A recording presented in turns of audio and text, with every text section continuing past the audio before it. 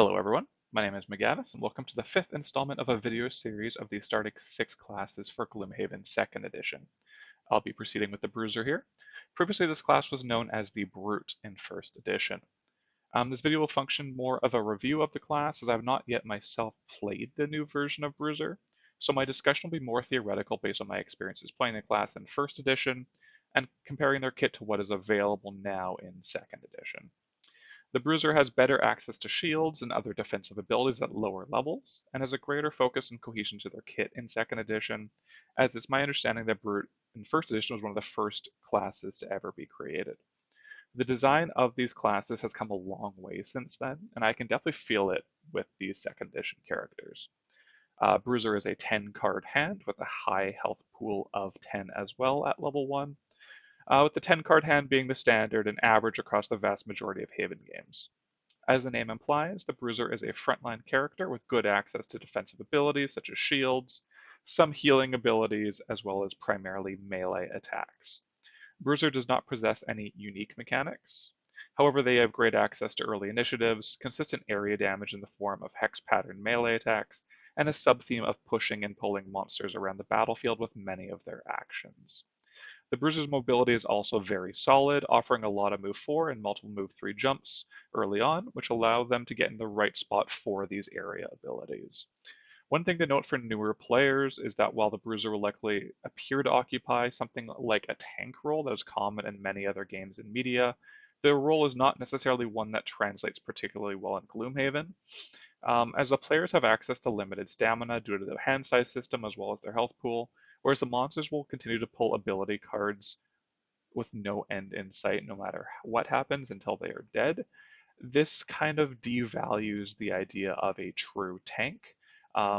Purely focused on defensive actions would just simply not play well in the Haven universe due to this. So every class has to remain proactive in some way to help their allies. Due to this, I often refer to these kind of classes in Haven games as a frontline or damage soak / sponge archetype, as the Bruiser can definitely take and mitigate hits better than the rest of the starting 6 on average. However, a successful Bruiser will still want to be leveraging their other abilities, such as doing area damage, retaliating against attacks, healing, pushing and pulling monsters into spots advantageous for the group and for yourself. In addition, the Bruiser simply does not have the stamina or defenses to take all attacks for the party without a significant amount of healing and mitigation, which is tough to pull off and likely not worth the effort. Therefore, you will want to pick your opportunities to engage with the enemy, as rushing in headlong immediately in every scenario and room will often be a dangerous risk to your party. The Bruiser also possesses a light amount of disarm, stun, and immobilize to help mitigate damage from not only themselves but the party as well. As far as weaknesses go, the Bruiser does not have many range attacks, access to a lot of utility, and will often struggle for late initiatives early on in their career. Their access to both the creation and consumption of elements is also very limited, as they only have access to the odd wind consumption and a very similarly small ways to infuse wind as well. If you're looking for a simple but effective class to play in your campaign, the Bruiser will definitely fit in any party, and is particularly a good match with the Silent Knife, as both will often want to be in melee together and can output a high amount of damage in tandem. Their abilities are not as flashy as some of the other starting 6, but don't let that dissuade you from giving Bruiser a try. It can be very satisfying to pull off some high damage turns with the area abilities, shrugging off monster attacks with shields, and dominating the monster positioning by hurling them backwards through traps and other terrain with your push abilities. All right, let's look at some cards. First up here is Balanced Measure. This card is a joy to read from a cohesion standpoint, as both halves have mirrors of each other, which is something I've always loved when it comes to Haven design, and this particular card was a favorite of mine in 1st edition as well. Top is an attack X, where X is the number of hexes you have moved this turn, and then it gives you 1 experience. This is an easy pairing with some of your other bigger move actions, such as Grab and Go Bottom, Sweeping Blow Bottom, and the Loss on the bottom of Skewer. So this can easily be an attack 4 before other ways to boost your movement speed, such as boots and enhancements. As such, this card starts off very solid and consistent and continues to grow in relevance as you gain gold and prosperity, which is always notable for a level 1 card. Initiative 20 here is good. As Bruiser has access to numerous fast initiatives at level 1, this will not be a standout by any means, but it is still good enough to often play as your leading card. Bottom is the inverse of the top. It is a move X, where X is the number of damage you have dealt this turn. This is far more unreliable than the top, but is potentially explosive, as the biggest knock against it is that you essentially never know how much you're actually going to be able to travel with it. And you do need to start your turn adjacent or at least very close to some monsters for this to have text, as your abilities are almost entirely within range 1 to sometimes 2 of you, depending on hex patterns and such. You do have one range 3 option, being the Spare Dagger top, but that's only an attack 3. That would really only amount to this being somewhere between a move 2 and a move 4, depending on modifiers and shields, so that's really not super exciting there either. I do think Balanced Measure will make most Bruiser's starting decks and will likely stay in the deck for a decent amount of levels, primarily for the top half and the initiative, with the bottom half being a nice option if you have a large attack prepared and plan to move on to the next room afterwards. Next is Eye for an Eye. Top is a round ability, giving 1 shield and 1 retaliate, as well as 1 experience the next time you retaliate this round. This would be pretty solid as a bottom action, but is fairly unexciting as a top, as you are unlikely to be able to do any large attacks paired with this, as you only have a single bottom attack non-loss at level 1. When used at the right time, this can likely save you something like 4 life and deal back 2 to 3 damage, which is solid, but there'll also be situations where this is mostly blank and will have to be used as a generic move too. Of course, this also loses a lot of value against scenarios where it's primarily ranged attackers, as this is really just a shield one top in those kind of situations. Initiative 13 here is pretty good for the bottom and definitely vital for the top, as there's an odd attack from monsters depending on monster groups that will go before 13, but that's not very common. So by and large, this will happen before the problematic monster actions. Bottom is a heal 3 self, infuse the earth. This is a nice little value action in the middle of combat where you don't need to move on your turn and want your bottom action to actually do something. As this heal is only for self and you don't generally personally care about the earth infusion, this is only decent. It gets a slight bump up with a Craigheart or even perhaps a Spellweaver who can convert or utilize this as an any consumption for one of their abilities. Overall, this is just fine. It is, however, good for being something that is a value action in the middle of combat, as mentioned. Bruiser also does need a decent amount of healing, as you're the most often to take hits in many party compositions. So for me, Eye for an Eye is right on that cusp between a cut and your last pick for level 1, as both halves are fine with a good initiative kind of tying it together. Next up, we have Grab and Go. I do love the title of this card is exactly what the card does, with the top being the grab and the bottom being the go. Top is a loot 1 followed by a heal 2 self. Top loots are significantly better than bottom loots, since you can move into the right position first, and having a heal 2 tacked onto this card makes it the perfect between rooms, or as a room is wrapping up style card. It's clearly not ideal for the middle of pitched combat, of course. Initiative 87 here works fine for the top and is okay for the bottom as well. Ultimately, this is a very important late initiative for this class, as you have very few, and this is also your latest offered at any level, which gives this card a big boost. Many Bruisers will struggle to go late in the round without this card. Bottom is a nice move 4 with a +1 enhancement pip possibility. This is a great staple action, and when combined with the late initiative is a very good choice for the first round in many scenarios. Go slow and move in and bash some people so you don't take a bunch of hits unnecessarily. This also combines really well with Balanced Measure for the beginning of a scenario, as you get to move 4 at a late initiative, avoid those hits, and then get a free attack 4 from the top of Balanced Measure there. I do think that Grab and Go will likely sit somewhere in the top 3 to 5 range for many Bruisers at level 1, as it's got a reasonable top action to do between rooms, your only real late initiative at level 1, and one of your all-important move 4s, all in a great package deal. Next up is Leaping Cleave. The top hex pattern is literally what I call the Leaping Cleave pattern. It's an attack 3 with 2 melee AoE hexes next to you. So it's one target and then a target that is adjacent to both you and the other target. So you kind of form a little triangle between the 3 of you. That also gives 1 experience. This is solid. although unexciting if you can only hit one target, and obviously quite good for a level 1 card if you can hit two. But the upside is this is one of the most common patterns for monsters to end up in. So this isn't really a huge ask to hit two targets. So this is a pretty solid. I like that it always gives an experience as long as you're hitting one target as well. Initiative 54 here is unfortunately awful for the top of this card, as you need monsters that are still alive and next to each other, which is not ideal for the bottom either, as that's a repositioning action. You'll want to pair this with a fast action most of the time for your best results.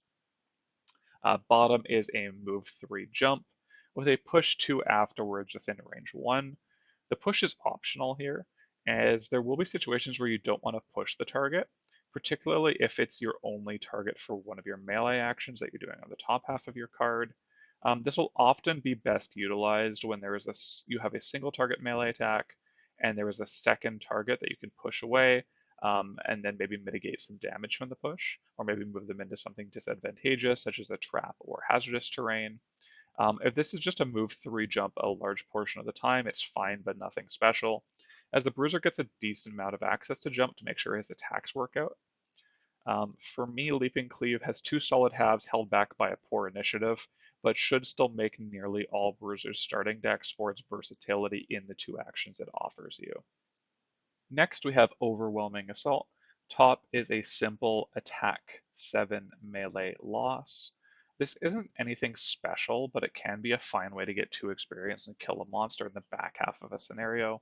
It also potentially works well with Balance Measure's bottom to move a large distance after using this action. Overall, though, as with most losses, do not recommend doing this early. Initiative at 61 here is similarly poor to Leaping Cleave before it, and isn't of any large significance or importance to Bruiser here. Bottom is a move 3 jump, Infuse the Wind. The wind is a very minor sub-theme for the Bruiser. However, this does enable your best non-loss attack at level 1, so I would still recommend running this until you can find another way to infuse the wind each rest cycle, as I struggle to find or think of a Bruiser that does not want Skewer's large damage and pierce early on. It is just such an efficient attack that this ends up being worth running. So I do think this is an include simply due to that, as it does enable your best level 1 action. It will likely be a pretty quick cut once you can find another source of wind infusion, as both halves are medium otherwise and has a poor initiative on top of that. But in the short term, you'll probably run this for your first couple levels on most Bruisers. The other card here is Shield Bash. Top is an attack 4 in melee that has a stun attached to it, and is a loss as well that gives 2 experience. This is going to feel pretty similar to Overwhelming Assault's top. I do view this to be a slightly worse than Overwhelming Assault on normal/lower difficulties, and slightly better at higher difficulties, as an attack 7 will often just kill the target in the former, whereas an attack 4 stun is preferable when the monsters have more life and stronger actions and are more likely to survive an attack 7 to begin with. Regardless, this action is again pretty medium, and not something I'd advocate to do early, really ever, unless the scenario starts off on a bad foot, as a single target stun tied to a medium powered attack is not an ideal way to burn through your stamina early on. Bruiser is one of the more likely characters to have to burn or lose cards to damage, as you are often the focus of the brunt of the monster attacks. Initiative 15 here is good for both sides of the card, as the bottom does need to go quickly, and stuns are usually more effective early on in a round, as you know what the monsters are doing this round when you choose to use the top for its loss, whereas you do not know what their action is going to be next turn, and how effective that stun is really going to be. Bottom is a move to shield 1 for the round. Something similar to this was actually a leveled card on Brute in first edition. And so this is a pretty solid action. Some solid repositioning combined with a shield to mitigate some damage is a good value action, especially at level 1. I do feel Shield Bash will make many Bruisers level 1 decks due to the bottom and the initiative, although you do have 2 other cards with similar functions for shields, Eye for an Eye top, and an upcoming card called Fearsome Taunt's bottom action. So if you're running one or both of those, I think this is a very reasonable cut.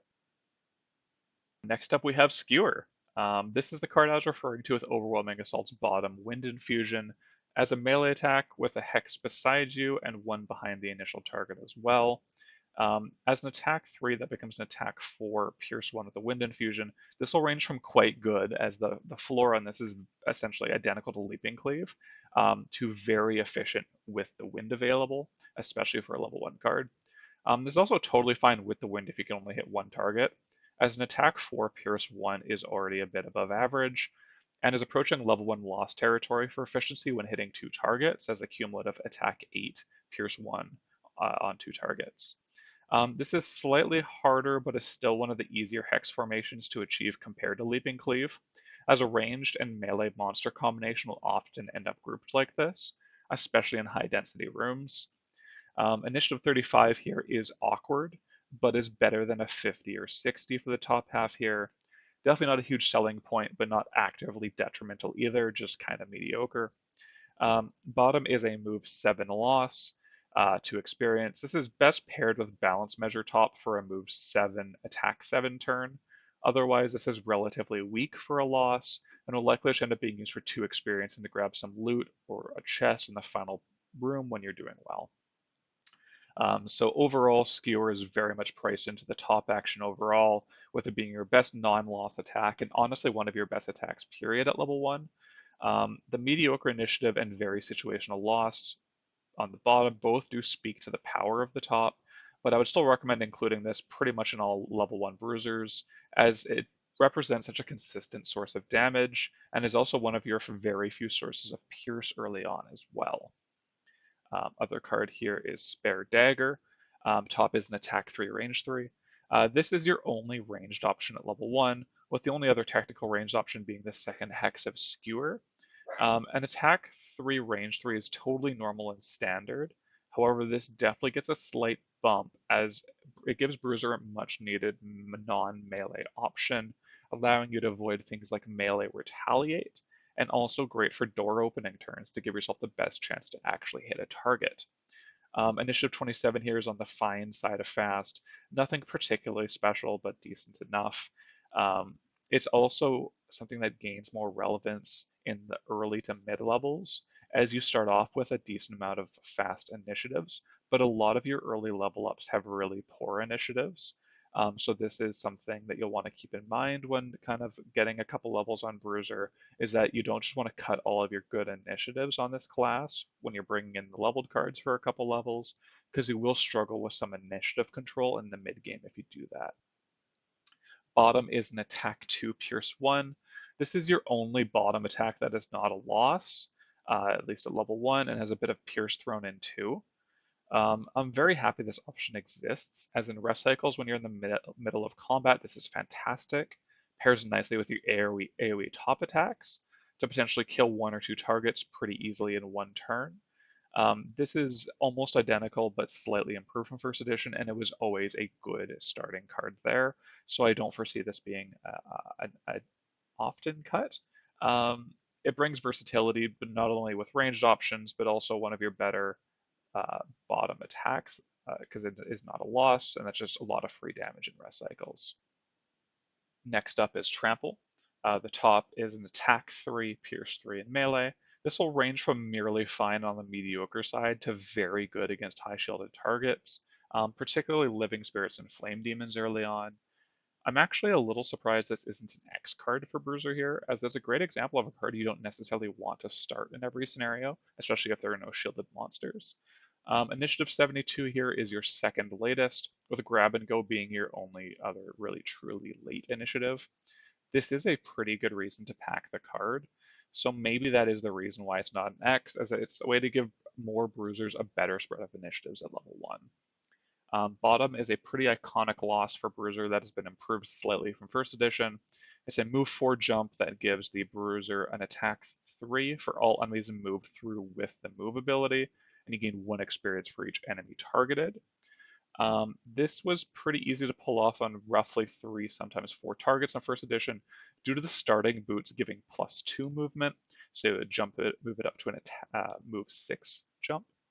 However, it will be more difficult of those when balanced to be a +1 in second edition. However, this is an attack 3 now instead of an attack 2, so I'm generally much happier with this, especially when it only hits a couple of targets. With that all being said, this is still medium at level 1, but will improve with items and or enhancements, as enhancing the movement to be base 5 here is very cheap and a good augment for the card. As it is a way to deal a high amount of damage on the bottom of a card that can also pair well with your area top attacks, this is likely your best loss thus far. Second card here is Warding Strength. Top is an attack 2 disarm. This is very important as it represents your only hard crowd control early on and also comes with a nice little attack 2 stapled on to chip away at the monster's life pool. This is one of your best and simplest ways to reduce the damage the party takes while still contributing to killing monsters. As there's some pretty high health monsters that would be difficult to kill in one round early on, elite living corpses in particular spring to mind.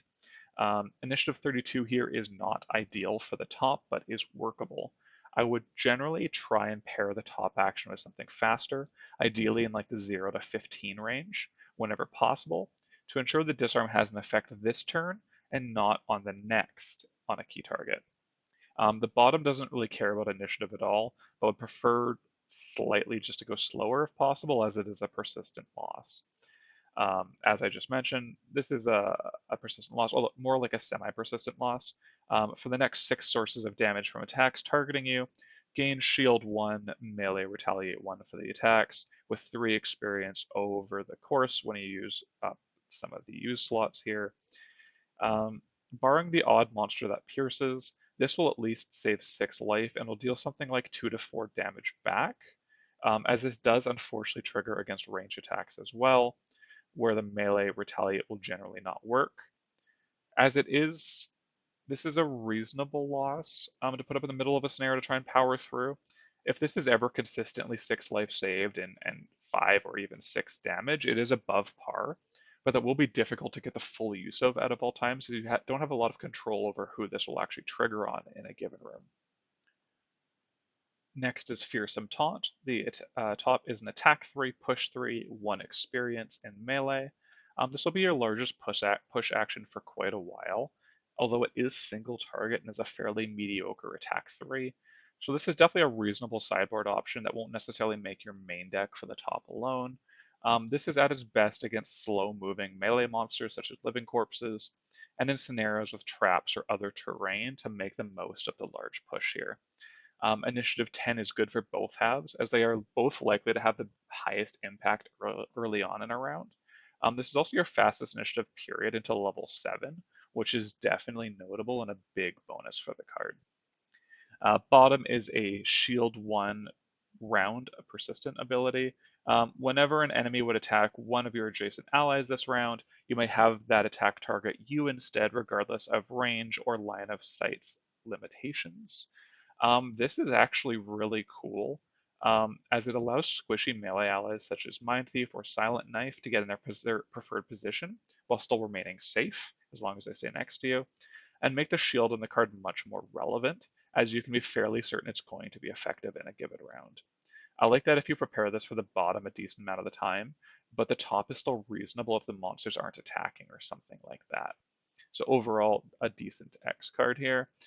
Next is a Provoking Roar.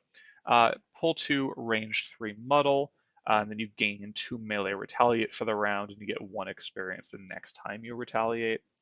This is definitely the card that has probably the largest delta in effectiveness depending on the kind of monsters you're fighting and what kind of action they pull for the round, as this is pretty effective against weaker hits from melee monsters, but falls flat against numerous early monster types such as living spirits, bandit archers, and even scouts are ranged a decent amount of the time.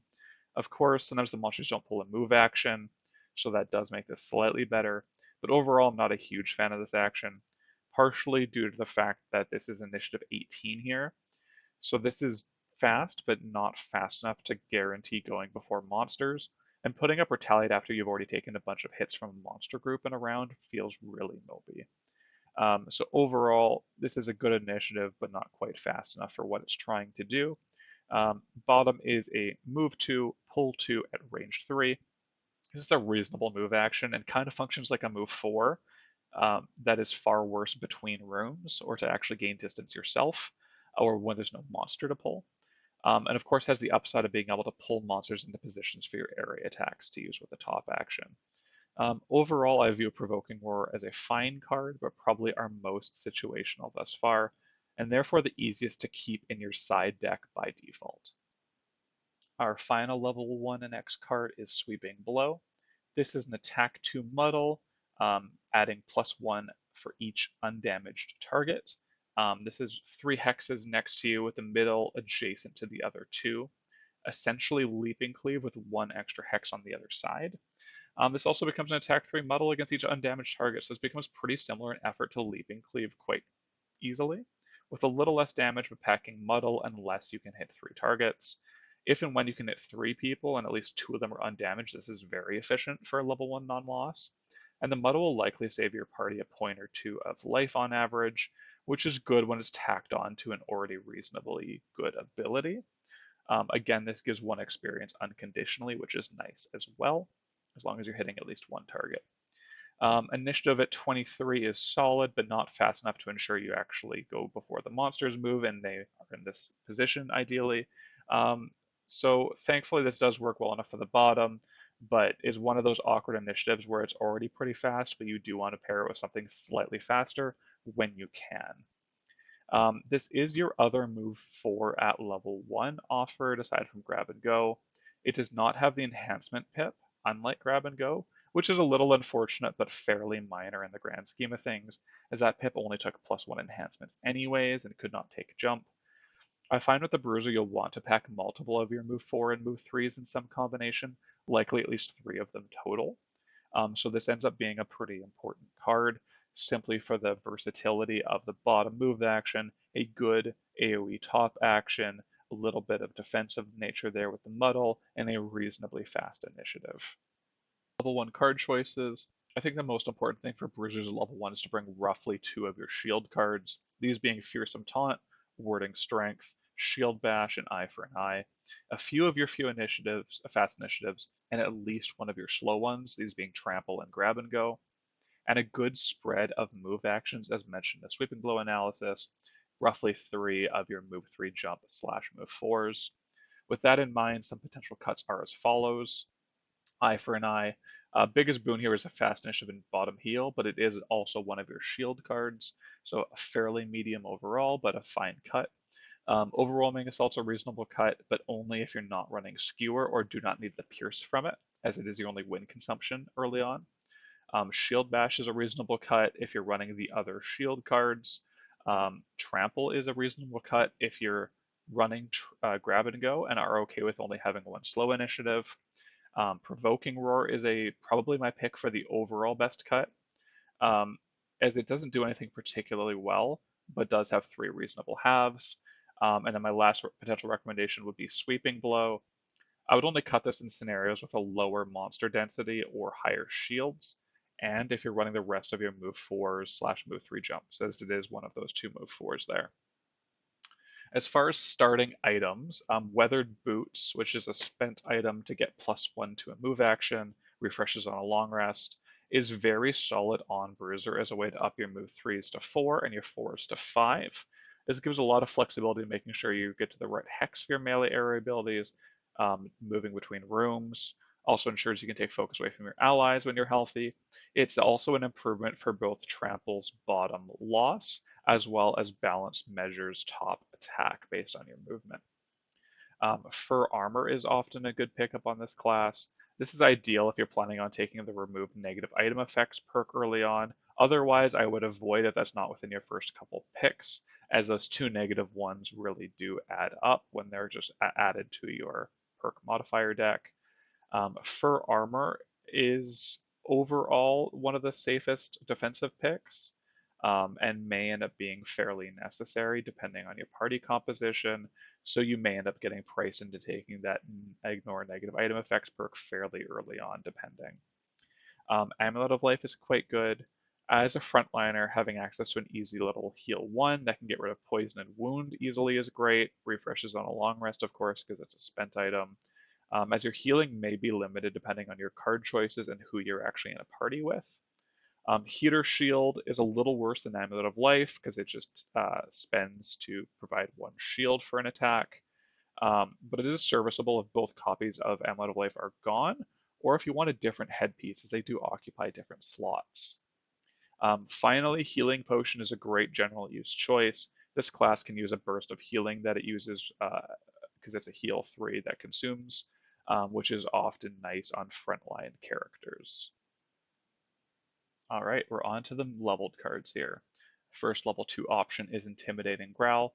Top is an attack 2, push 2 in a leaping cleave hex shape with an extra target behind the 2 targets at range 2. It has 2 hex enhancement pips, so you can turn this into hitting 4 or 5 targets with enough gold. It also has a square enhancement pip next to the attack itself, so you could make this an attack 3 base with enough gold, but that will be quite pricey. Attack 2 for a level up card is of course below par, so you'll want to hit 2 to 3 targets with this pretty much every time, and ideally leverage the push a decent amount of the time as well. I view this as mostly being a side grade to Leaping Cleave and Skewer, and a third copy of that kind of effect, as the damage on this will often be slightly lower, but the push 2 is a nice bonus. You can also enhance this really however you want with the 3 enhancement pips. So if you are someone who's getting a lot of gold on your Bruiser, this does have kind of the flexibility of continuing to gain relevance as you level up. The hex enhancements in particular won't be too expensive because it already has 3 hexes. So that's something to keep in mind. Initiative 51 here is really unfortunate for this hex shape, as it'll be fairly challenging to hit 3 targets with it already. And having to pair this with one of your faster or slower cards each rest cycle detracts from its value a bit, as those initiatives are already going to be in high demand from your other cards, particularly on turns where you're more focused on being a damage sponge. Bottom is a move 2, and then a persistent ability that gives your next 2 move actions plus 1 move. This is essentially a small move action that gives you 2 shots at Weathered Boots this rest cycle. So if you didn't take that item, this is definitely a nice way to move around maps. If you aren't using this early on in the rest cycle, you may only end up getting 1 use out of it, which definitely makes this a below average card, as you don't want this sitting in your active zone between rests eating away at your stamina, at least whenever possible. Other option here is Juggernaut. Top is a move 2 attack 3 in melee, which is going to be pretty rare for the Bruiser and definitely valuable. You do have a couple options similar to this as you level up. This does pair really well with Fearsome Taunts bottom, Shield Bash bottom, Spare Dagger bottom, even Eye for an Eye's bottom. Essentially, it empowers any of your bottom move, your non-bottom move actions, and makes them a lot easier to leverage with a card like this. Of course, neither a move 2 or an attack 3 is very exciting, but both on one half of a card is always good value. Initiative of 34 here is not great, but definitely better than Intimidating Growl's 51 we saw previously, and it's something you can use if you don't need to pair this with something faster or slower. So it's okay. It's definitely not great. Bottom is a persistent loss. It negates the next 4 sources of damage you would suffer from any source. Keep in mind this triggers on any and all, so don't do something like redrawing a short rest lost card that's active, as the 1 damage from that will eat one of your use slots here. Overall, this is probably an upgrade to Warding Strength, for damage mitigation especially, as this can save something like 12 life pretty easily over the 4 use slots.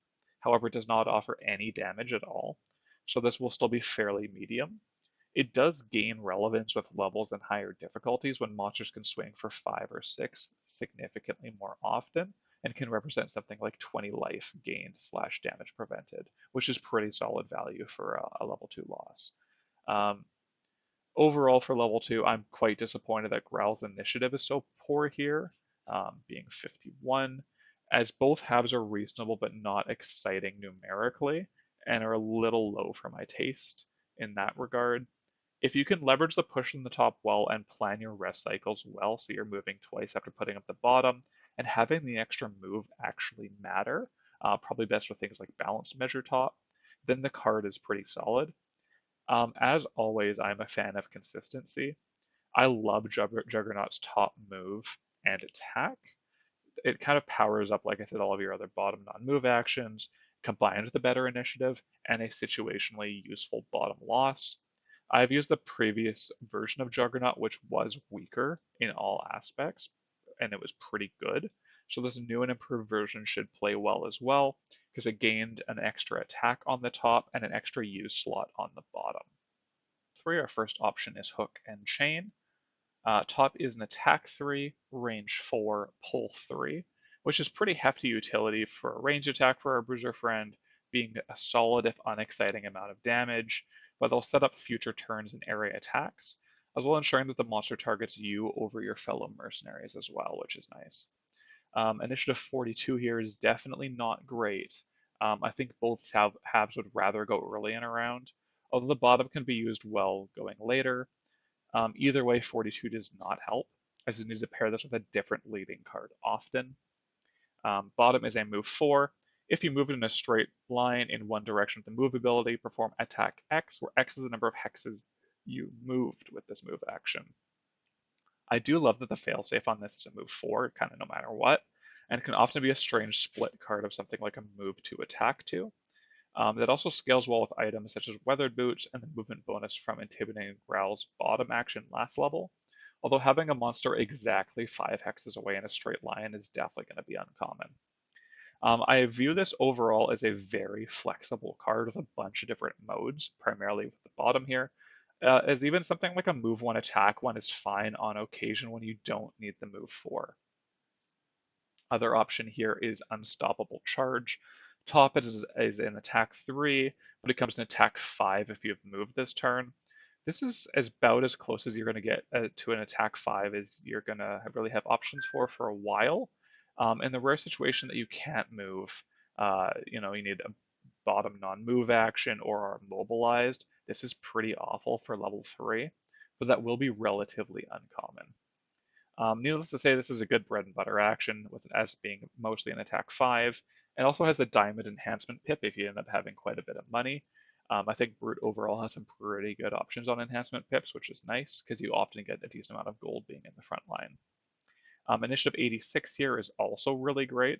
This is our first late initiative offered at a level up, and is in fact the latest card you're offered, period, with the next fastest being a 67 at level 9. This significantly adds to the value of this card, as Bruiser has struggled to go late in rounds and doesn't have a lot of actions that necessarily want to go mid-speed. Most characters don't. He really wants to go fast a decent amount of the time and then late on specific actions. The default with this class will be to go faster and take aggro away from targets, but I really like having the odd slow initiative or two for situations like starting scenarios or even between rooms and things like that. So having 1 or 2 is really nice. Bottom is a move 4, stun all monsters within range 1. Of course, it's a loss, gives 2 experience. This is a good door busting loss. Basically, ideally with a move enhancement or just if you're close to the door already, open up that door, end up an extra couple targets, stun them, hit them with your AoE attack abilities. Works really well with Juggernaut's top as well, potentially for a move 6 with an attack in kind of the middle of it. I do like this primarily for door opening. It can be fine in the later half of scenarios when things just aren't going well and you need to kind of give your team some breathing room. But I'd definitely be looking to use this for the top for the majority of the scenario. For the level 3 card choice, this is a tough level up for me. I like the top and the bottom of Hook and Chain, and the initiative and the top of Unstoppable Charge. If you're no longer running Grab and Go or Trample or are considering cutting them, I think Unstoppable Charge will serve you really well for the rock solid initiative and the attack 5 top almost always. I lean towards Hook and Chain ever so slightly, as I will very much be running Grab and Go at this point and are likely running Trample still. It's kind of more on the verge here, as I really do like the reasonable, good bread and butter top action and just the versatility and power that bottom action offers. There are going to be the odd situation where this is something like a move 4 attack 4 when you open a door or you're charging across a room or something like this, and having your bottom action even a portion of the time being a move 4 attack 4 is very powerful. It's also a move to attack to a high amount of the time, which is very much a hidden power of the card and not something that you necessarily see at first glance. And at absolute worst, this is still a move 4. So it's still good value kind of regardless. And I think that the bad initiative here is very much a nod to just how good the bottom half is with a reasonably serviceable top. For level 4, our first option is Push Through. Top is a heal 5 self with a diamond plus enhancement pip, which you can take +1 or any positive condition, but again, will be pricey to enhance. This is pretty medium for a top action, as it means you're probably just putting up a shield or moving with it. It's obviously better between rooms or near the end of a room, but can be okay if you're taking a ton of punishment and your party lacks healing. Initiative at 57 here is not great. Healing is something that you generally need to do fast if you're on Death's Door to avoid losing cards to mitigate damage. And a fast initiative is also better with the bottom of this card, so definitely not ideal. Bottom is a round persistent that adds +1 to all attacks for your next attack ability, followed by a move 3. This is a clean, easy way to kind of add to your damage while still moving. It'll be something like +2 or +3 damage a decent amount of the time with your area attacks. I like this a lot. It's a good way to augment your damage on a bottom action. It has some utility. Combined with the top heal being situationally powerful does make this more appealing. This bottom action is good with Sweeping Blow, Intimidating Growl, and an upcoming level 6. Those are all +3 damage in some situations. And it's still solid with Skewer and Leaping Cleave as well, being +2. Other option here is Whirlwind. Top is a massive attack loss. It's an attack 5 against all adjacent enemies, 1 experience per enemy targeted, and you infuse the wind. Whirlwind, followed by a next turn Skewer, can output a truly absurd amount of damage in the right situation, as this does give you the win for Skewer. I think the sweet spot for Whirlwind is probably hitting around 3 targets for 15 effort. 2 being fine but not super exciting, and 4 being very, very good. This card is definitely the foil to our other main choice here at 4, as it represents a singular burst of power, whereas Push Through has 2 reasonable but less exciting actions. Initiative at 28 here is a fine, fast-ish initiative. It is notable as being our fastest level up card we've been offered thus far, but you do have 7 level 1 and X cards that are faster than this, and you're likely running approximately at least 3 or 4 of those at this point, if not more. So this isn't a huge deal, although it is of course still better than Push Through's 57. Bottom here is a move 4, Push 3 all monsters within range 1, which is likely something you'd want to do after your attack to try and mitigate some hits, as a Push 3 is pretty hefty and slower monsters may not be able to make it back to you this round. I've always found that move and push cards are harder to get value out of on Bruiser than they look, as they come after the move, and you don't want monsters 3 hexes away from you for your own attacks. So this really only is useful in certain situations, rather than being something that you're always going to do after the move 4. For the level 4 card choice, the power gamer part of my brain appreciates the value that the bottom of Push Through offers to this class. It's also tied to a reasonable top action. The loss on Whirlwind is exciting, and it's definitely the most powerful of the options here, and is with a nice clean move 4, with a Push 3 when you need it. I don't have a clear favorite here, but I think if I had to make a decision right here and now, which is obviously conducive to this kind of video, I think Push Through actually wins by a small margin, definitely very much predicated on the bottom half of this card, as I do think it's going to be a very solid inclusion for many Bruisers. But I absolutely acknowledge just how much power is baked into this top action of Whirlwind here. If you can hit 3 or 4 targets consistently, it's a lot of value. However, it is a loss. You ought to be doing this in the back half of the scenario. And at this point, the initiative isn't particularly special for this class, nor is the move 4 push 3. At this point, you likely have roughly 3 move 4s, and this is better than those, but not by a significant margin, because as I mentioned, the push 3 all can be difficult to leverage and may end up again being more party composition specific. If you have allies that you don't really want people in certain positions, allies like the Tinkerer who are setting up a bunch of traps perhaps, then this does gain value. First level 5 here is Defensive Tactics. This is a persistent loss that gives 2 experience. The first time each round that you gain shield or retaliate from one of your ability or attack modifier cards, gain 1 additional shield and retaliate for the round. It works very well with quite a few of your level 1 cards, and also you have perks that give shields or retaliate, rolling modifiers, which are really nice here with this. This improves cards such as Eye for an Eye, Shield Bash, Warding Strength, Fearsome Taunt, and Provoking Roar, roughly doubling or even more the effectiveness of all of these cards, Shields and Retaliate, as you always get both, regardless of which half they give you. I would still want to be running at least 2 or 3 of those, plus as many of the perks as possible before running this loss out. It ends up being a payoff for a particular style of Bruiser. Please do note that this does not work with items such as Fur Armor. Initiative of 39 here is irrelevant for the top and mediocre for the bottom. Generally, if you're using this for the top, this is going to be a setup action in the first or second round of a scenario. So the initiative here isn't as punishing as it might be for other cards. Bottom is a move 3, pull 2 targets within range 3, which I find to be significantly more useful than pushes, as this allows you to nab monsters out of reach with your area skills and set them up perfectly for said skills. This is a great option to be opposite the top loss, as it's something easy to get value out of in most rest cycles. In the longer scenarios, we may not be able to put up defensive tactics. Maybe you're not running as many of the cards currently that the top works well with, things of that nature. Other option here is Skirmishing Maneuver. Top is an attack 2, move 2, attack 3. So Juggernaut's top with an extra attack 2 thrown in, which is undeniably powerful. Another way to look at this is it's very similar to Unstoppable Charge's top attack 5.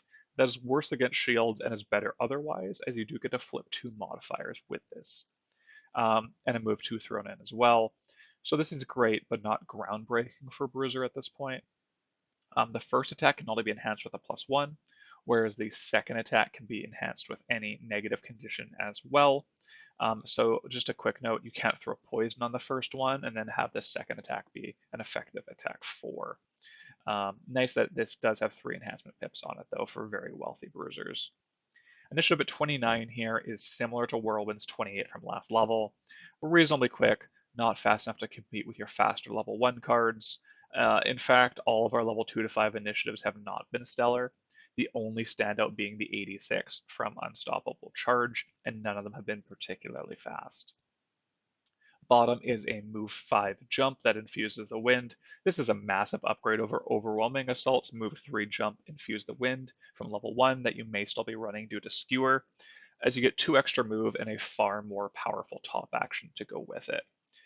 Skewer is likely still in your deck at this point, and you would run a move 5 jump and be happy with it even without the wind infusion, so this is also a premium action here. For the level 5 card choice, the power level of defensive tactics top is really nebulous and will vary greatly depending on your perk and card choices. I think players will often know when they want it. As highlighted above, you're going to want 2 to 3 cards minimum that give you shields and retaliation, plus I would say at least 3 or 4 of the potential perks that do the same. In that kind of setup, I know defensive tactics is great and has a reasonable bottom action that makes your area attacks easier to leverage and achieve, which is always a good plus. There is also a card next level that makes defensive tactics stronger. So I'd look ahead and see if you like the looks of it. There is a foil here where there is also another very powerful persistent loss at level 6 that is more offensively minded. So I would also look at that and see if you're planning on taking and using that card for its persistent, as if that's the case, then you probably don't want to be taking defensive tactics here. If you don't meet these conditions for defensive tactics or aren't enjoying the frontline damage sponge playstyle of Bruiser, I think Skirmishing Maneuver is utterly fantastic. 2 high quality halves, plus a moderately better initiative. This also just directly replaces and upgrades an existing card for you. It continues to give Skewer relevance because by level 5, your move 3 jump infuse the wind is really falling off. And so this enables you to continue to run Skewer essentially for free with a great top action to pair with it. At level 6 here, our first option is Immovable Phalanx. Top is an attack 4 melee, shield 1 for the round. This is a clean but powerful action, as killing a target, getting shields in the top half, plus another shield on the bottom from a few of your cards you can pair with this is a nice way to contribute to the fight. This is, of course, better with defensive tactics from the previous level, as this becomes an attack 4, shield 2, melee retaliate 1, minimum as just a top action.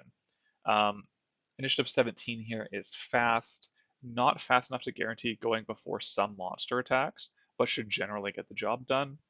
When the shield is wasted, it's definitely not going to feel great, but at least you did still get to attack and provide some value that way.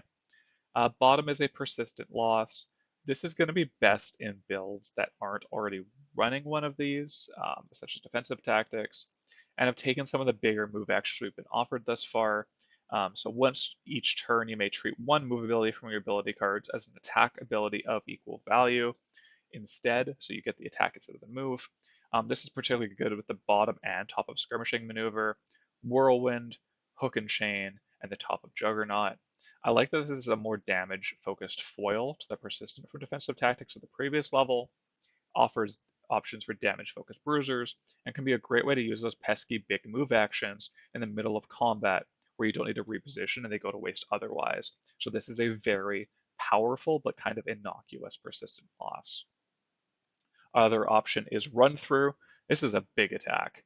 It's Skewer's big brother, although unless you're hitting the third target some portion of the time, this is primarily a side grade, as it's an attack 3, pierce 2, and a Skewer plus formation, so it has one third target behind the first and second, and you add +1 on each undamaged target.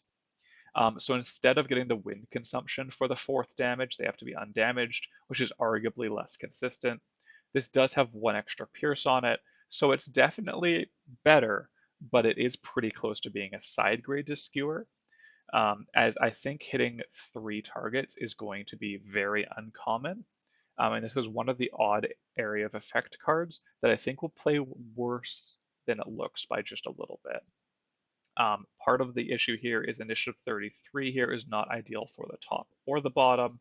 The top definitely wanting to go fast in rounds, and the bottom wanting to go fast or slow depending on the situation. Bottom is a move 3, push 1, ranged 1 with an immobilize. This is a really clean way to deal with a melee monster and get them out of combat for a turn. When tied to an OK move action, this will be pretty good. It may function as something like a move 3 disarm, but only disarming a melee monster, which is pretty great. As far as level 6 card choice, when I first looked at these cards, I thought I was going to take Run Through pretty cleanly at this level. However, as I thought about it more, Immovable Phalanx is great for 2 of the main Bruiser builds. The frontline damage sponge wants the top to pair with defensive tactics from the previous level, and any damage-focused Bruiser is really going to love the bottom of this card. It turns on and empowers so many of these big move actions or free move actions you've had on actions such as Juggernaut and Skirmishing Maneuver, and just adds so much flexibility to the class in the middle of combat. You can really do some insane stuff with this. It's kind of like a weird permanent balanced measure. It's a little bit different, but it will function similarly in how it works with its utility. So I really do love this action, and I think that it really adds to the versatility of this class in a really good way. The top action is also fine in situations where you can't really leverage that. I will stress that I do think that both halves of Run Through are good, and there's definite power here in just having a second, slightly better Skewer. But I also like that Immovable Phalanx gives us another fast initiative after 4 level ups of not having a fast option. So when you aren't using this for the persistent, you have a nice initiative 17, reasonable attack, little bit of shields, just some good value there. First option at level 7 here is Let Fly. Top is an attack 4, push 4, wound stun. Each enemy occupying a hex the target enters with the push action suffers 4 true damage and gains wound, 2 experience loss. This is a potent, flashy loss. It's not too difficult to engineer pushing through 2 targets with the push 4, which results in a cumulative 12 damage, a stun, and 3 wounds. Despite all that, as I have been advocating for running a persistent loss on pretty much any bruiser at this point between levels 5 and 6, this is definitely something you'll mostly want to do in the second half of the scenario, as sometimes your class just has to lose cards to avoid damage, particularly on frontline damage soaks like Bruiser, um, as it really is kind of your role in the party. It's not hard to avoid damage for some portion of the time, but I think eventually you will end up losing a card or two to damage if you're already playing a persistent loss. So then you're down to 8, 7 after a rest, 6 cards if you use something like Let Fly. All of a sudden your stamina can really kind of get away from you. So definitely use this in the second half of most scenarios and it'll be very effective for you. Initiative 19 here is very similar to what we were just offered at the previous level up of 17. It's also slightly less important for the top here, as a stun is still going to be value on the next turn, and you'll still generally go before the monsters anyways. Bottom is an attack 2 melee, push 3, followed by a move 2. This feels a little odd as the push 3 or the move 2 will often end up being wasted or not used. So its main use case will be to hit a target, push them adjacent to another monster, move up and hit both with an area top, but the move only being a move 2 will limit how often that really lines up in your favor.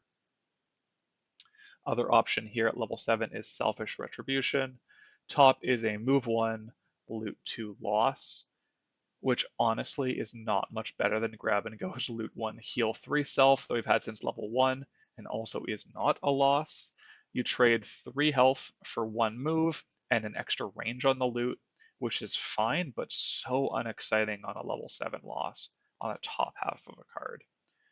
Initiative 8 here is a definite boon for the card. However, we were recently offered a 17, your other option here being a 19.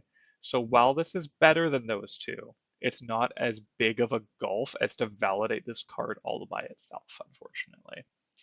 Bottom is a move 3, retaliate 2 melee for the round, gain 1 experience if you do retaliate. With defensive tactics, this is a move 3, retaliate 3, shield 1 bottom action, which is definitely good, especially at initiative 8. Outside of defensive tactics builds, I do not think even this action is up to par at this point for a level 7 card, as melee retaliate wildly swings in value, so that extra shield and bumping up to 3 retaliate makes this a pretty big difference. For level 7 card choices, I think this might be the most binary decision so far in all of my reviews for Gloomhaven 2nd Edition, as this is essentially a card that is so pigeonholed into being a defensive tactics style card that really most of the bruisers are not going to find a use for it. While as Let Fly has a very powerful explosive top action and a good, reasonable bottom action attack push move. Um, with that being said, I'm not in love with either of these cards. I think Let Fly is good, but I also think there is an opportunity here to go back and take which other level 6 you didn't take. I don't know if many builds want to go back and take which other level 5 they didn't take, but that's also an opportunity. I think in a vacuum, Let Fly is the best overall option, but I definitely like the option of going back and taking both 6s as well, as they were both very effective cards. At level 8, our first option is Crippling Offensive. Top is an attack 2, target 2, range 3, immobilized. This is an unassuming attack that will actually play out quite well, as it gives you a way to deal damage and disable monsters without having to engage in combat.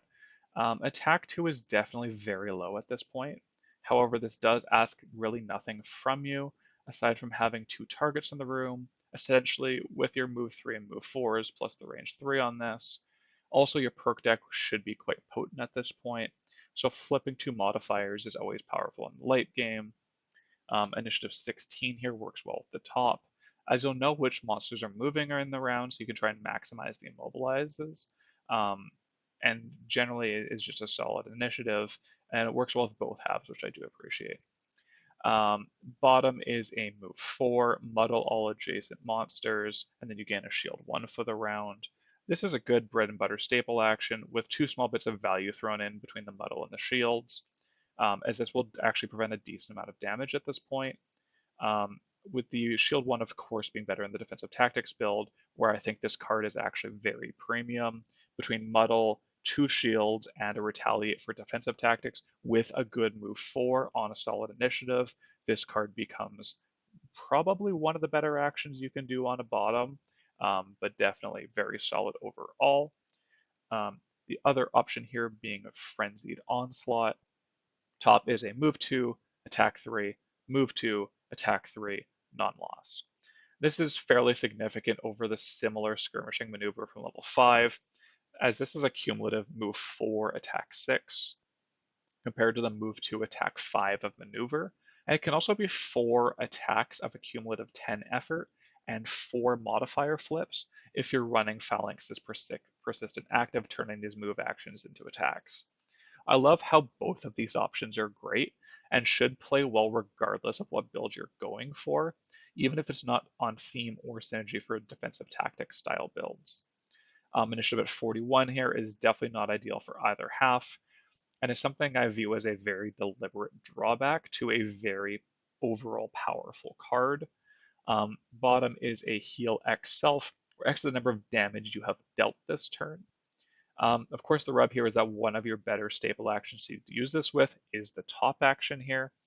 But overall, I think you have so many good options to leverage this into being like something like a heal 8 pretty easily.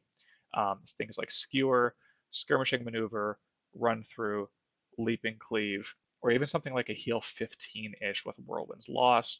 Again, this heal simply scales better with your perk deck as you pull better modifiers, which by level 8 should also be of a high quality here. So this can be a really absurd bottom action. Just top yourself back up. You have 24 life at this point, so it's hard to really have this healing go to waste, which is also really nice. A lot of big heals end up being not as good as they look because you don't have that much health, but Bruiser just has a very large amount of health by level 8, and this doesn't ask much from you, aside from doing what you should be doing anyways, which is doing lots of area damage. So it doesn't detract from your ability to deal with problems at all as a bottom, which is really nice. For level 8, I do think Crippling Offensive's name is a bit of a misnomer here, as it's by far the more defensive card, particularly with the bottom action. The top, removing 2 melee monsters from combat, and the bottom is best in the defensive tactics build. I think Frenzied Onslaught has a top that only improves with Phalanx is persistent, and I actually like finally picking up a big bottom heal, as your only other sources of healing at this point have been Grab and Go, Eye for an Eye, and Push through top if you took it at level 4. So this actually takes up a different slot than most of those, as it is a bottom heal, and frees up the ability to heal while still dishing out damage, which is really, really nice on Bruiser in general. So I think, again, this is a somewhat binary choice, with Frenzied Onslaught being kind of the default pick, and Crippling Offensive being better, primarily for defensive tactics builds, but also potentially at very high difficulty levels where Immobilize is very, very key against dangerous melee monsters. At level 9, our first option is Brute Force. Top is a Shield 2 round ability. After each attack targeting you this round, perform a move 1. You then can perform a Push 2, one ally or enemy within range 1. So with the defensive tactics, this becomes 3 shields and 1 melee retaliate for the round. And this is pretty reasonable to move around not only yourself, but allies and enemies with the push action, as you can make sure you're getting targeted with all the manipulation here between the move and the push. In some situations, you can even force monsters into bad spots, over traps and hazardous terrain, things like that. It also sets up future area attacks for yourself on a later turn. But I think you really got to be using this some of this part of all the different parts here to good effect to make this be an appealing level 9. As at face value, putting up 2 shields and doing some positional stuff isn't super exciting for your top action. Initiative 9 here is perfect for the top half. It is a nightmare if your level 9 defensive card doesn't go before the monsters do, so I like that they gave this a very fast initiative. Definitely relevant for the top, not very much so for the bottom. Bottom is a persistent loss. You add +1 to all push and pull abilities. Whenever you push or pull an enemy at least 1 hex after the force movement, That enemy and all enemies adjacent to it suffer 1 true damage. This is pretty cute for a capstone for Bruisers who have taken a lot of the push and pull cards at this point and can do a lot of work with the right setup, as it is area true damage when done properly. As this is a level 9, I think you're going to need to review your card choices up to this point and see if this card really works for you, as I'd want roughly 4 cards, maybe even 5 in my 10 card kit that push or pull consistently. Both halves of this card are fairly honed in on the force movement aspect of Bruiser, as well as being more defensive on the top half, which may or may not be as effective depending on your party and the scenario itself. So this card is fairly hard to evaluate without more context, and will therefore look weaker in a vacuum as a result. Other option here at level 9 is Face Your End. This is an attack 2, target 2, range 3, pull 2, followed by an attack 3 on 3 targets adjacent to you in the sweeping blow hex shape. This will almost always result in a cumulative attack 10 by pulling over the 2 targets that you hit first, and quite easily be an attack 13 if you have one other person that's already there, which is obviously very strong for a non-loss card, because the pull attacks effectively set up this hex shape perfectly the vast majority of the time. Flipping 4 or even 5 modifiers with this card between the 4 or 5 attacks is so powerful at this stage because your perk deck is pretty solid, has some good rolling modifiers as we're about to talk about, and even has some good utility stuff and some big +2s and +3s in there. So this can result in a crazy amount of damage that you can do every rest cycle. It's got that force movement, it's got the area damage, it's just a really clean, powerful ability. Initiative 67 here is poor for the top, and the bottom doesn't really care as much. But if you're using the top, definitely pair this with a faster card the vast majority of the time, as you want to try and delete some monsters, get things into shape before the monsters go in around and maybe disrupt your plans. Bottom is an attack 4 or an attack 7 and gain 1 experience if the target's current hit point value is lower than yours. As you have 26 health at this point at level 9, it is hard to imagine a scenario outside of boss fights or a very high health elite at high difficulties that could possibly have more health than you, provided you aren't very wounded. So this will be an attack 7 bottom a large majority of the time, which of course is great value. It is awkward when paired with the top of Face Your End, which is really much of the same thing and is so much more value as 4 or 5 different attacks, flipping 4 or 5 modifiers. But when you're using a different AoE or perhaps the top doesn't work out, having a bottom attack 7 is a nice, solid, good option and is honestly pretty cool for a level 9. We don't really see attack 7 bottoms really much at all ever.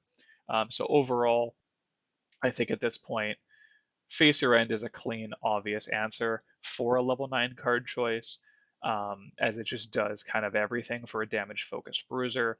I think Brute Force in the right setup can be exceptionally powerful. I really like the bottom of it. With that being said, it does ask significantly more from you. But at this point, it's a level 9 card. Pick what looks fun to you. Don't worry about it too much. You've probably been this class for a long time and know the ins and outs of it anyways, so kind of take my advice here with a grain of salt, as I am definitely a fan of big splashy attacks at level 9, whereas persistent abilities that have a lot of moving parts, tied with a conditional round ability on the top, makes this hard to really recommend for the many, because I don't know what your party composition is going to look like. And pushes can really vary in power level a lot. So if they're only the true damage on the bottom half of this, that's definitely less exciting. Overall, though, I think these are some pretty cool cards and a nice way to kind of end off a Bruiser career. And I like that both of them work for different builds and kind of showcase the different aspects of Bruiser here. To round out this video, let's talk about perks and masteries. The first option here being replace 1 -1 with 1 +1 twice. These are always solid. You cannot remove your -2 on this class, so getting rid of -1s is good value. I really like replacing the -1 with rolling shields. This is an early pick for me as it double thins the deck by removing a card and adding in a rolling modifier. This is going to be a bread and butter kind of perk for many bruisers, as you're going to take some damage in the vast majority of combats. The other rolling modifier here replaces a 0 with a very wordy add this card to your active area. On the next attack targeting you performed by an adjacent enemy, discard this card to gain 2 melee retaliate for the attack. Rolling. Again, this does double thin your deck and is a nice defensive ability, replacing a poor modifier with a good one. This is worded this way to make the melee retaliate always effective. Previously, these were just rolling retaliates like the shields, and sometimes, actually quite often, didn't have any text, as maybe you pulled them late in a round, maybe the monsters didn't attack you this turn. So this is a really nice way to clean up that verbiage and make this effective essentially always. The replacing zeros with 0 stuns is great. It is a way to add hard crowd control to your kit, which is fairly lacking. And you are replacing a 0. So this is also pretty good. Overall, I think these are probably some of the better places to start for Bruiser. The other early one that I would probably recommend for many bruisers is ignoring negative item effects and adding in 2+1s. The 2+1s will initially be a bonus and end up being a slight negative as your perk deck gets better and better, as a lot of your cards are going to be better than a generic +1. However, this perk allows you to equip the vast majority of the defensively minded items, particularly chest armors and helmets, as well as some boots as well. The only one I can really talk about, spoiler free here, is fur armor, but that is also a recommended item on this class quite often. So this is a pretty solid one if you're looking at taking items like that. The +1 heal to self perk is fine. It does give you some added healing, less reliance on healing from your own cards or your allies, but it's not removing or thinning the deck or improving it in any way, so that's fairly medium. The +2 push 2s are quite strong, but again, I'd like to do this in the mid-late perk section, as they don't improve the deck by removing negatives. The +2 push may or may not be relevant, so this is often just kind of like a +2. The 1+3 and is in similar vein. This can often be viewed as a second ×2 or crit modifier, which definitely has some value and is pretty powerful. But again, you don't want to overfill your deck with a bunch of new modifiers without removing the poor ones first. The rolling disarm and rolling muddle is one I like. It doesn't add to the thickness of your deck at all, as they're both rolling modifiers, and getting a disarm for free on your attack, rolling into a different modifier, is often quite nice, with the muddle just being a free small bonus. So overall, that's how I feel about the attack modifier perks. For the non-attack modifier perks, we're going to start with the double perk mark here. Once each scenario during your turn, you may perform a loot 1. If this ability loots at least 1 money token, you may refresh any 1 chest armor item. As this can refresh any chest armor, whether or not it's spent or consumed, this is quite powerful, and why this is a double perk mark. The loot 1 and the money token or 2 you get from it is mostly incidental, but if you have a strong piece of chest armor that you want to use multiple times in this scenario, this is quite good. Overall, this is situational and hard to recommend early without a lot of knowledge about what comes after the initial few chest armor options. I know I've unlocked one particular armor in my campaign that I would love to have this with, but that's something you may or may not unlock in your own campaign. So this is going to vary quite a bit based on your prosperity level and the items you've unlocked. Next up is whenever you long rest, add +1 to your first move ability in the following round. This is kind of like a free weathered shoes, which is pretty solid for a single perk mark. This is going to be particularly good when you time your long rests to be near the end of a room or between rooms, as this gives you extra reach for opening up a door, as will often be your duty or job in groups, and still get to hit a target, or perhaps move backwards if it's a scary room. So this is a decent pick. However, whether or not the move is actually relevant for you is going to vary. If you already have weathered boots, this is kind of medium. If you don't have them, this is quite good. It's kind of like a free low-level boot that you just always have access to when you long rest, which is kind of cool. Final option here is each character gains advantage on their first attack during the first round of each scenario. This will start off probably being pretty decent for many. However, the Bruiser themselves, towards level 6 and 7, or even as early as 5, may end up using a persistent loss at the beginning of each scenario. So that is a huge detractment from this. In addition, a large amount of the power of this card will vary based on how many of your other allies are doing the same or simply not classes that attack as often.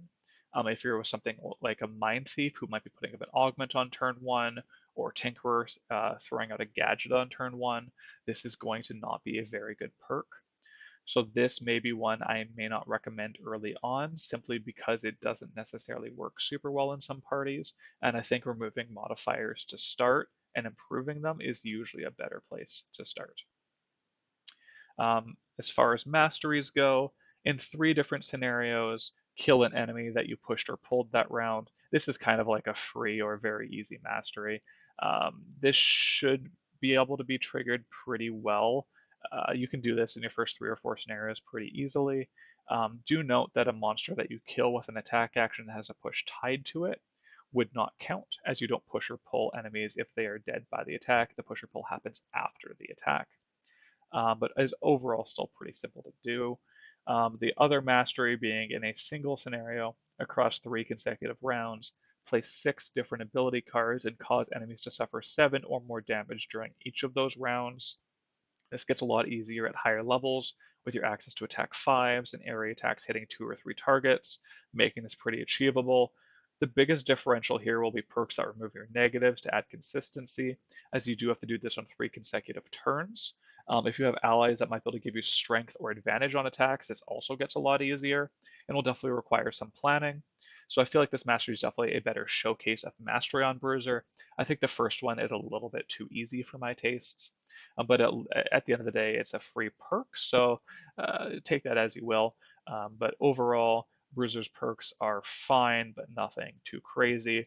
And neither of them are like super particularly difficult. Doing the second one at very low levels will be hard, but it will get easier as you gain levels. So that about wraps it up here for this one. If you stuck through all the way to the end, again, thank you so much. Last but not least, for the initial starting 6 here will be the Tinkerer. So look forward to seeing you then. Until then, have a good one.